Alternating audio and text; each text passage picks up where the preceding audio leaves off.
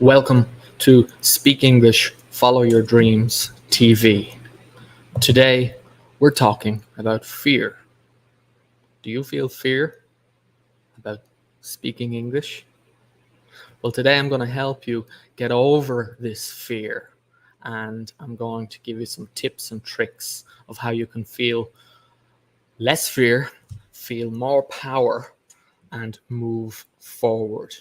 So, let's get started.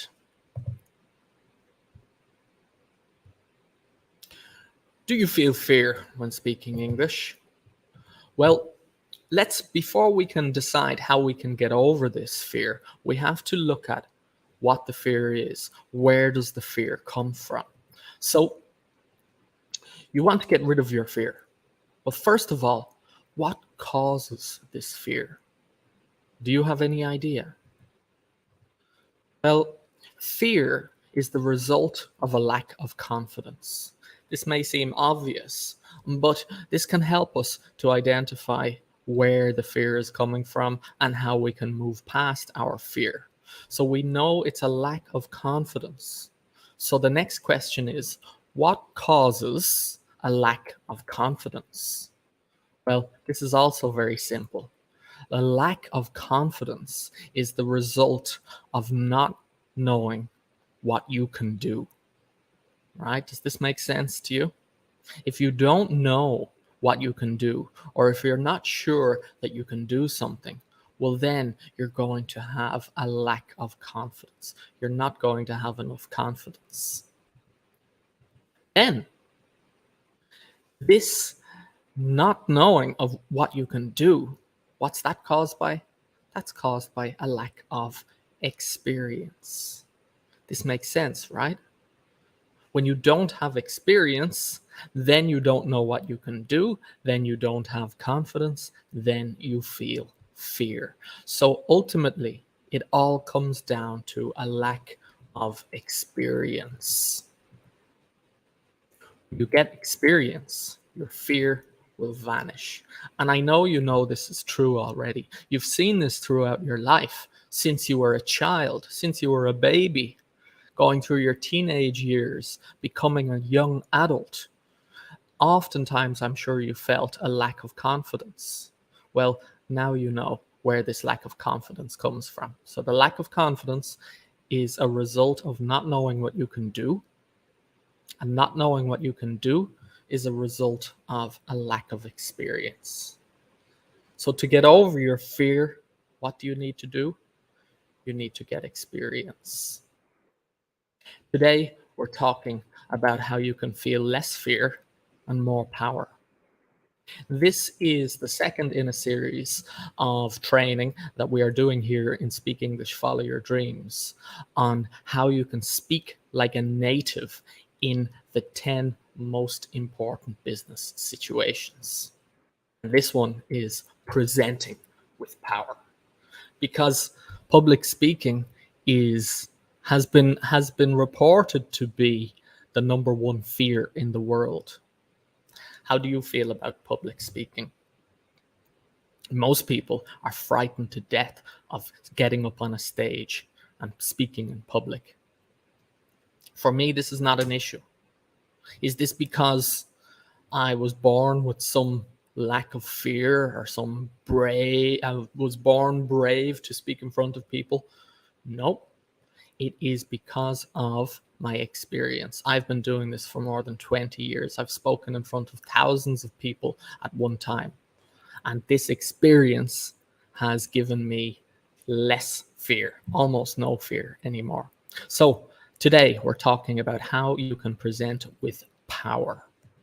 The steps to power are, first of all, and these are the steps that you can be successful in almost anything. You study what works. So if you want to do a presentation or you want to speak in public, what you need to do is look at examples of people successfully speaking in public. Okay, look at TED Talks, look at business presentations, whatever the style of presentation you want to deliver, well, then look at great examples and model. Also, learn from what doesn't work. I'm sure you have seen some presentations throughout your life that were not very effective. Okay, so learn from other people's mistakes. You learn from your own mistakes, which is great, but it's even better to learn from other people's mistakes. Then the most important part, and the one I'm going to be focusing on here, is using effective language and structure, because this group, this community on Facebook is all about speaking English so you can be successful, so you can create the life of your dreams. Okay, so we're going to look at some of the language that you can use in presentations here today.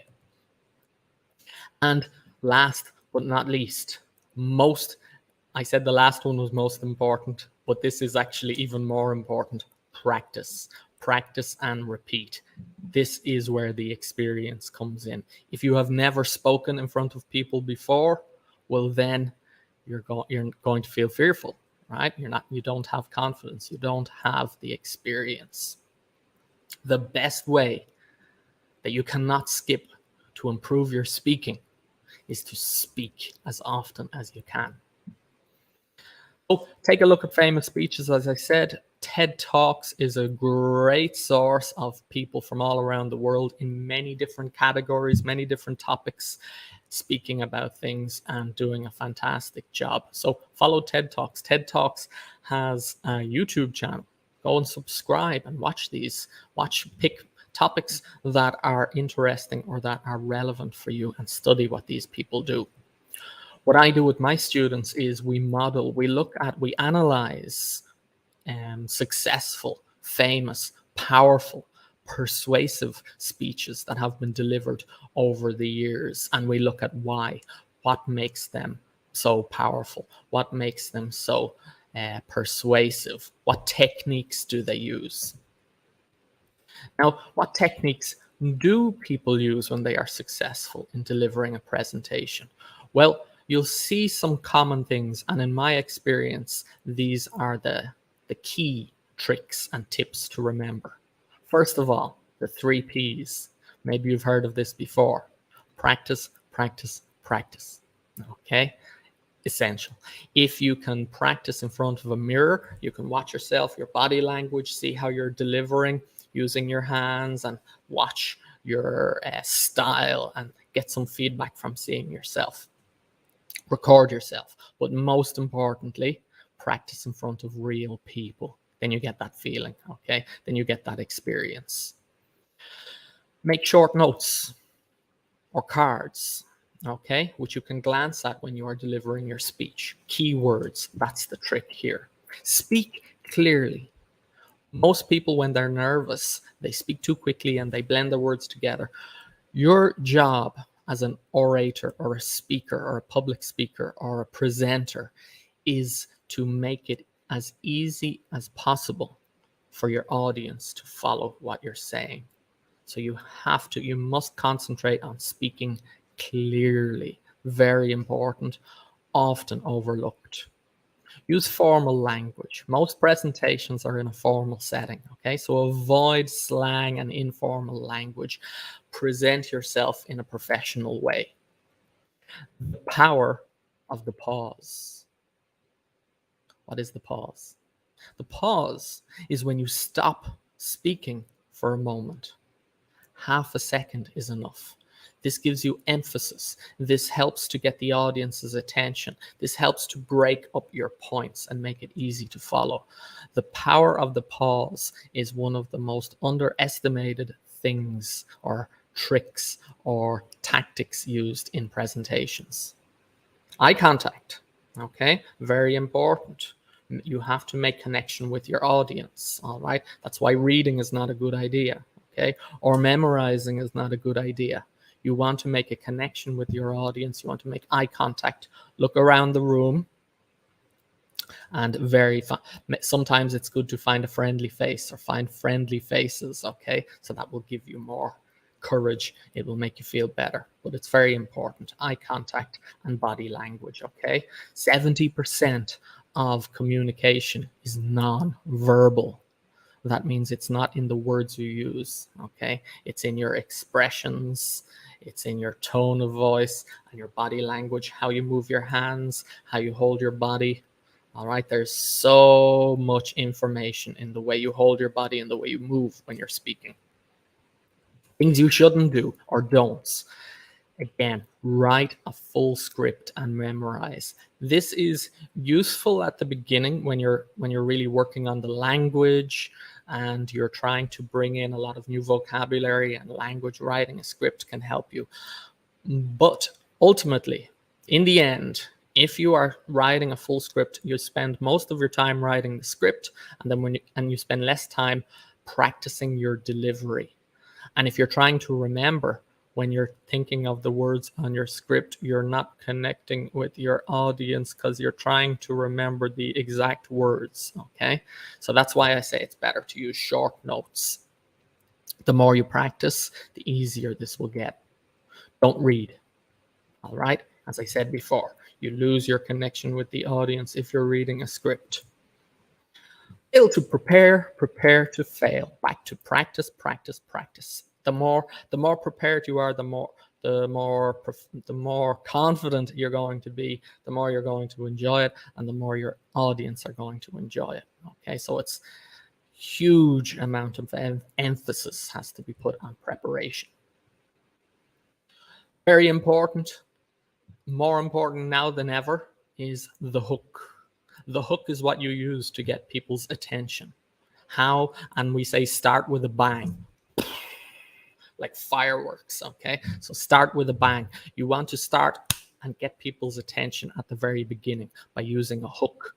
We have a previous training we did last week or the week before here in Speak English, Follow Your Dreams, and we discussed hooks. And this is something we have done in the program in English Fluency Secrets last week as well. And hooks help you stand out, from the crowd, help people remember you, help you get attention in a 3-second world, because the world we live in today, people's attention spans are very short and people lose focus. They cannot focus for too long. You need to get people's attention in 3 seconds. So use a hook at the beginning of your presentation to evoke some emotion. You can make people feel emotion. You can surprise people, okay, by getting their attention and by using a hook. Let's discuss for a moment about the language and structure. It's very important for you to structure your presentation, whether it's 1 minute, 5 minutes, or 20 minutes. You need structure to help your audience follow you in an easy way. So some of the parts, the major parts of this structure are getting attention, greeting your audience, introducing yourself and your topic, then explaining the structure. Okay, it's not the most effective thing to have structure, but not to explain the structure beforehand. Okay, so you can say, today I have broken this presentation into 3 parts. First, I'm going to speak about A, then B, then C, right? Then your audience knows what's coming up. It makes it easy for them to follow. Transitions, moving from one point to the next point. You need the correct language for this, and you need to make it clear that you're moving on to the next point. Again, making it easy for your audience to follow you. And finally, a conclusion, or maybe a call to action. Okay, now let's quickly, for those of you watching who would like my resource pack, we have from English Fluency Secrets, I have created a resource pack with useful language in English to deliver a professional presentation in English. So if you'd like access to that resource pack, you can comment below this video. By the way, like and share. Well, you can't share it because I'm in a private group, but like this video and let other people know that there is some value here. This is very useful for a lot of people in the community today. So let's have some small examples of language you can use in a presentation before I finish here today. First of all, beginning. You could say something like, let's get the ball rolling, shall we? Then for greeting, you could say, good afternoon, esteemed guests. Esteemed guests are very important people held in high regard, people who you want to give respect to. So this would be used in a formal setting. Then we have to introduce ourselves. And you can say this by, allow me to introduce myself. I am Shane Mackey, and I'm a professional English success coach at English Fluency Secrets. So you give your name, you give your position, and you give your place of work. Then you want to introduce the subject. What are you talking about in your presentation? The subject of this presentation is how to present with power, for example, how to get over fear. Then next, you want to explain the structure. Okay, so I already explained why this is so important. This presentation will take about, how can I turn this off? This presentation will take about 5 minutes. I've divided it into 3 parts. First of all, I'm going to look at A. After that, B, and finally C. So you explain the presentation so everyone can follow along. They know what is coming up. Language for transitions. First of all, then, next, after that, finally. Let us now move on to, okay, so transitions, the language for transitions. Make it clear that you're moving on to your next point. And in conclusion, a CTA as well, a call to action. Most presentations have a reason, right? You don't just deliver a presentation for no reason. So a lot of the time at the end, you're calling your audience to take some action, okay? So first of all, you sum up, and now I'd like to sum up or to summarize, and then you give a suggestion or a call to action. In light of what we have seen today, I suggest that all of you go out and get some practice so you can develop your public speaking skills and get over your fears, for example.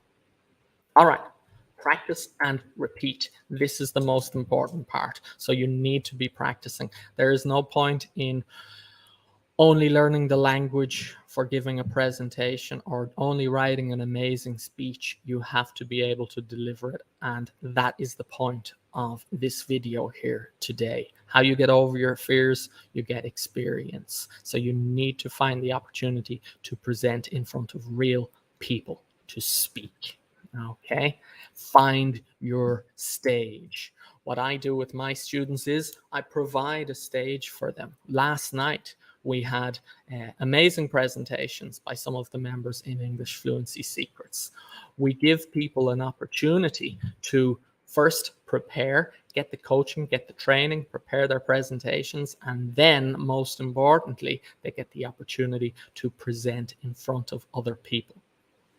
We have an amazing, friendly, supportive community where everybody helps each other to move forward. And it's becoming, I made a post on Facebook yesterday, it's becoming one of my favorite places to be. The people in the program are just amazing. It's beautiful, the support they give each other, and to see people developing their skills. How are they doing it? Simple.